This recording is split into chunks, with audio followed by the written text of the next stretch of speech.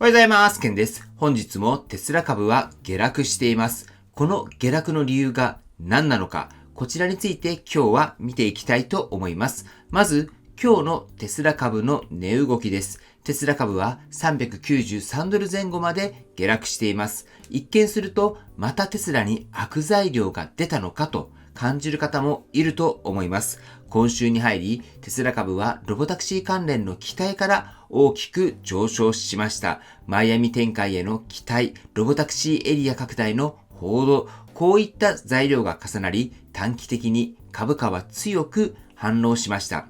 昨日もお伝えしましたが、テスラ株は材料が出る前に期待で買われ、材料が出た後に売られることがよくあります。いわゆるセルザニュースです。今回もロボタクシーのマイアミ拡大というニュースで期待が高まり、その後に短期税が利益を確定したということになります。そして、ここ数日僕の方は、テスラ株は今、期待相場から証拠相場に移行していると言っています。これはネガティブな話だけではありません。むしろテスラが次のステージに入ったからこそ起きている変化だと思います。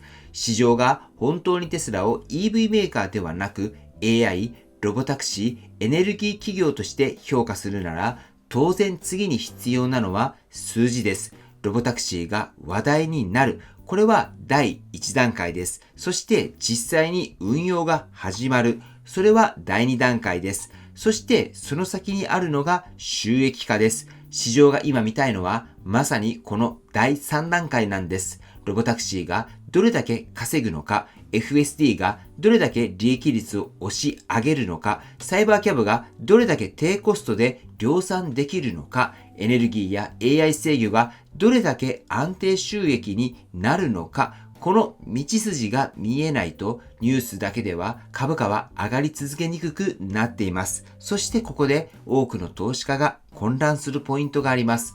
いいニュースが出ているのになぜテスラ株は下がるのか。これはテスラ投資家なら何度も経験していると思います。でも株式市場はニュースの良し悪しだけで動いているわけではありません。市場は常に期待値との差で動きます。どれだけいいニュースでも市場がそれ以上の期待をしていたら株価は下がります。逆にそこまで良くないニュースでも市場の期待よりマシであれば株価は上がります。今回のロボタクシーの材料も同じです。ロボタクシーの方向性はポジティブです。しかし市場はすでにかなり期待していました。そのためニュースが出た後に、では次は数字を見せてほしいという流れになっています。これはテスラにとって少し厳しい局面です。でも同時に長期投資家にとっては非常に重要な局面でもあります。なぜなら、ここから本当に数字が出せれば、テスラの評価はさらに一段変わる可能性があるからです。そして、ここで避けて通れないのがウェイモの存在です。ウェイモはラスベガスで完全無人運転を始め、さらに複数都市への展開も進めています。これは重要なニュースです。なぜなら、市場はロボタクシーを評価するときにテスラだけを見ているわけではないからです。ウェイモと比較してテスラはどこにいるのか、これを見始めています。短期的に見ると、ウェイモはかなり強く見えます。なぜなら、すでに年ごとに運用実績を積み上げているからです。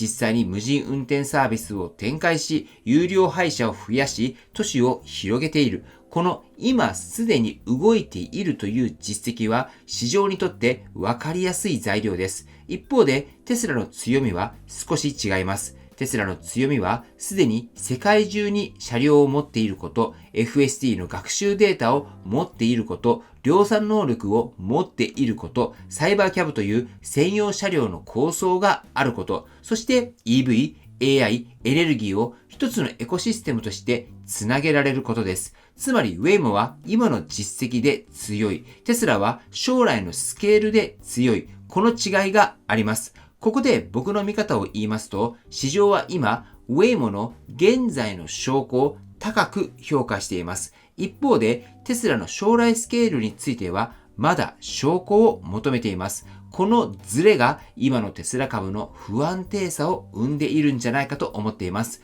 テスラのロボタクシー構想が実現した時のスケールは非常に大きいです。でも投資家が今すぐ株価に織り込むのはまだ確認したいことが多い。運用エリアはどこまで広がるのか、車両台数はどこまで増えるのか、人間の監視はどこまで必要になってくるのか、そして事故率はどうなのか、規制当局との関係はどうなのか、そして最終的に利益率はどれだけ改善するのか、これらに対する答えが見えてくるまでは、株価はロボタクシーニュースで上がっても、その後に売られやすくなるんじゃないかと思います。だから、今日の下落は単なる弱さではなく、採点基準が変わったサインだと見ています。そして、もう一つだけ今日触れておきたいのが、スペース X 関連のセンチメントです。スペース X はナスダック100採用という本来であればポジティブな材料があったにもかかわらず、株価は売られました。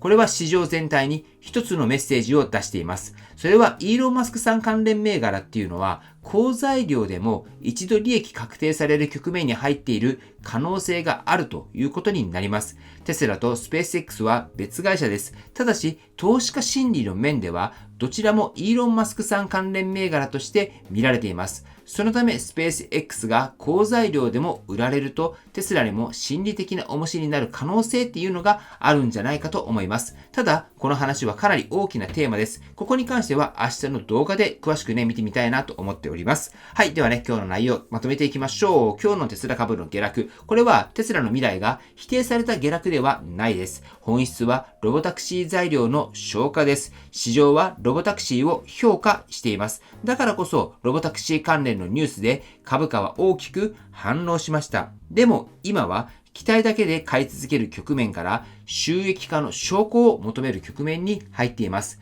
ウェイモは実運用で先行しています。スペース X 関連のセンチメントも短期的には重しです。そして決算前には利益率やキャッシュフローへの懸念もあります。そのため Q2 の決算まではテスラ株というのは少しボラティリティが激しくなってくるんじゃないかなって思っています。このあたり皆さんはどうでしょうか？ぜひコメントで教えていただければと思います。はい、ということで本日の内容は以上です。今回の動画が参考になったと思われたら高評価をよろしくお願いします。僕の YouTube は毎日発信しています。僕の YouTube をご覧になってもらえばテスラの情報はほとんど網羅すると思いますので、チャンネル登録がまだな方はチャンネル登録の方をよろしくお願いいたします。では今日もご視聴していただきありがとうございます。テスラのある生活を楽しんでいきましょう。ではまた。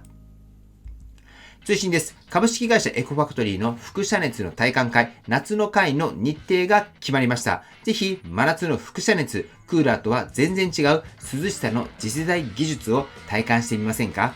こんな方におすすめということで、クーラーの冷風が苦手な方、オフィスの空調をどうにかしたいと考えている経営者の方、工場などで働いていて、真夏は暑くて仕方ないと思っている方、家の断熱性が悪くて、夏が暑くて冬は寒い、これをどうにかしたいと思っている方、電気代の高騰で少しでも電気代を下げたいと思われている方、そんな方におすすめです。ぜひどんな感じなのか、これは体感してみないと本当わからないところではありますので、ぜひ体感をしてもらいたいと思います。では日程ですけれども、7月17日の金曜日、姫路の武道館で行います。時間は13時から15時までです。そして7月22日の水曜日、こちらはエコファクトリーの東京支社で行います。僕も両方とも行きたいと思っていますので、ぜひ一緒に体感していきましょう。そして参加希望の方は僕の LINE の方からお問い合わせの方よろしくお願いします。LINE の URL は概要欄に入れています。はい、ということで本日も最後までご視聴していただきありがとうございます。素敵な一日をお過ごしください。ではまた。